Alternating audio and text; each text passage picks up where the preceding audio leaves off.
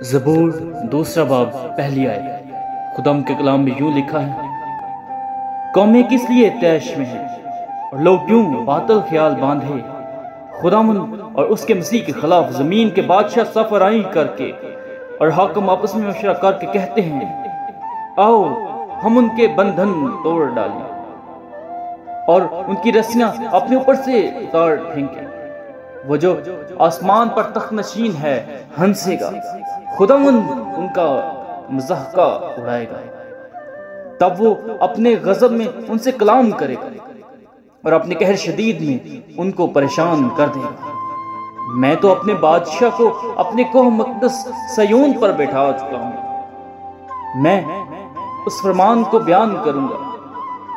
خداوند نے مجھ سے کہا، تو میرا بیٹا ہے، آج تو مجھ سے پیدا ہوا، مجھ سے مانگ اور میں قوموں کو تیری میراث کے لیے اور زمین کی انتہائی حصے تیری مملکت کے لیے تجھے بخشوں گا۔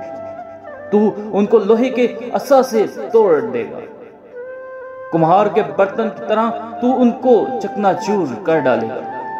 بس اب اے بادشاہ ہو، دانشمند بنو، اپنے اے زمین کے عدالت کرنے والوں تربیت پاؤ، ڈرتے ہوئے خداوند کی عبادت کرو، کانپتے ہوئے خوشی مناؤ۔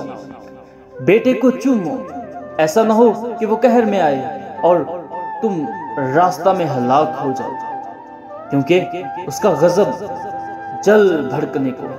مبارک ہے وہ سب جن کا توکل اس پر ہے۔ خدا کے پاک کلام کے پڑھے سنے سمجھے اور قبول کیے جانے کے وسیلہ سے ہم سب کو برکت دے، آمین۔